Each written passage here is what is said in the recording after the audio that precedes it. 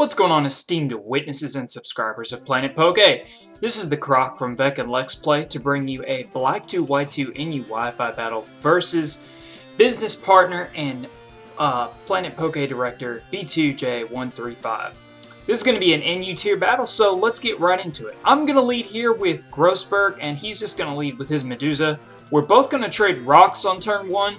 Now, I was kind of thinking either he's going to go directly out to his spinner, which is why on this next turn I'm actually going to go for the Roar.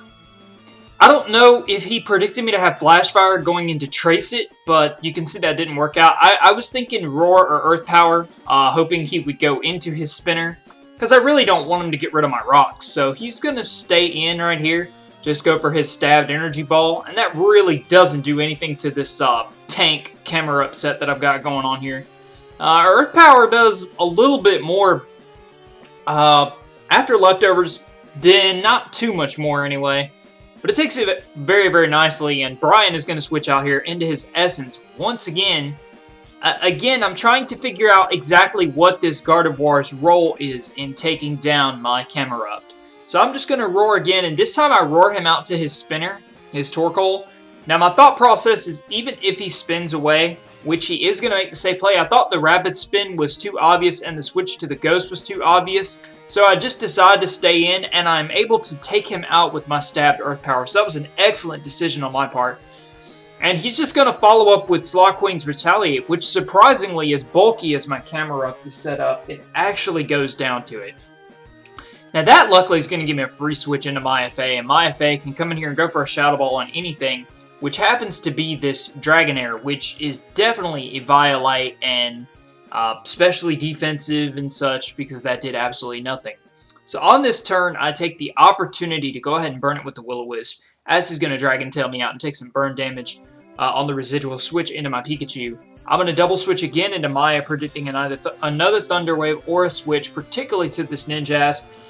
I was hoping he would make the Swords Dance play here and not go straight for the Shadow Sneak, hoping I could go for the burn and take this thing out. Luckily, I do hit it, and down goes this annoying nuisance.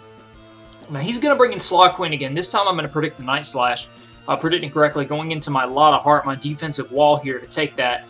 It's also my Wish Protect support user, and it's also got Toxic. So he's going to Trace Hydration. I'm going to double switch this play into Von Karma, try to put him in a position where he has to hit the Focus Blast, because I'm also Scarfed, but he does hit the Focus Blast, and down goes my two-headed little demonic dragon.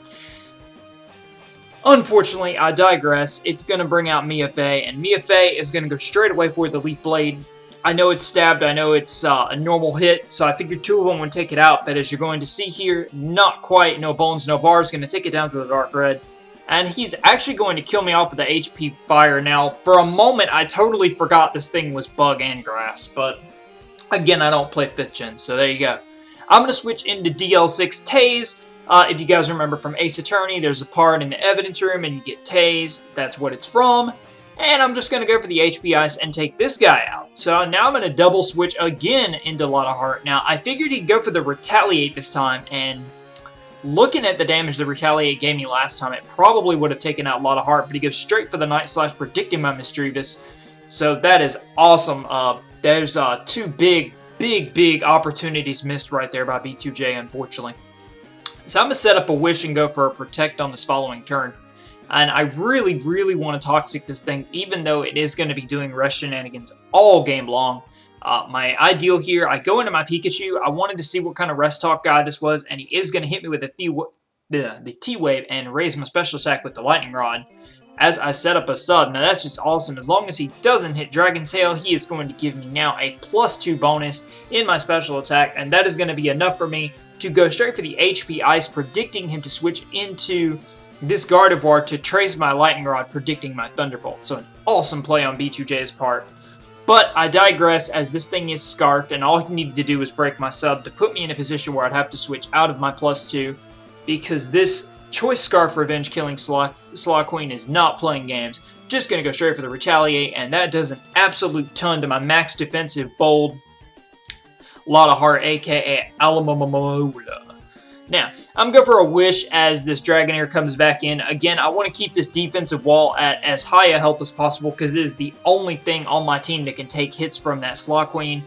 And I think B2J knows that as well, so he just needs to put me in a position that I have to stay in, or like in this case, he's going to T-Wave my Lot of Heart.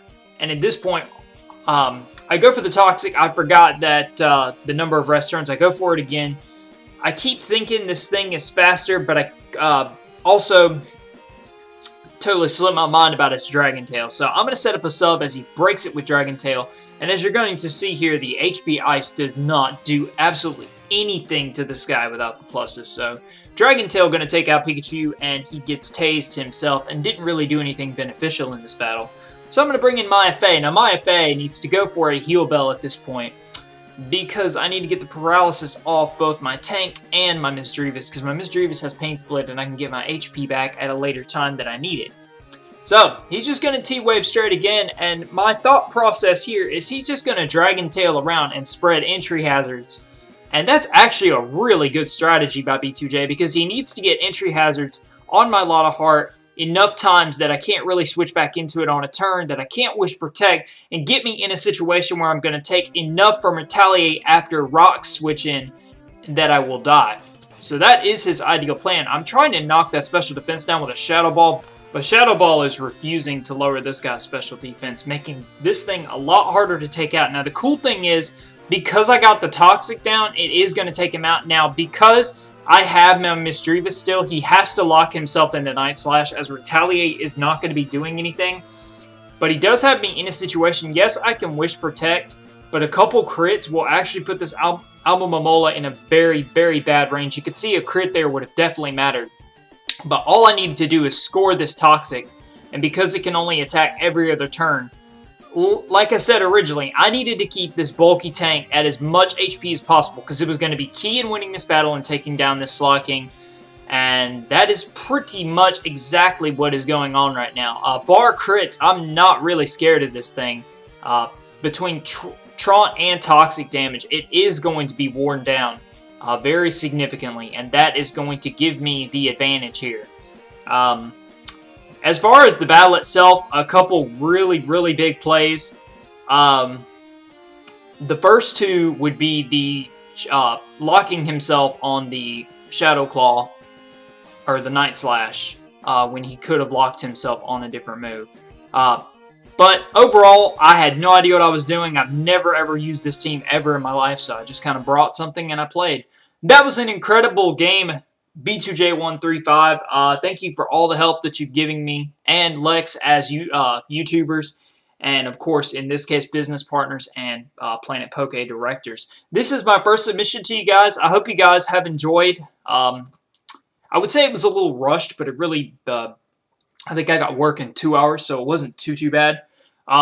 Me and her share a channel, and we mainly do second generation and other various games. So if you guys would check that out, I'll leave the link in the description for that.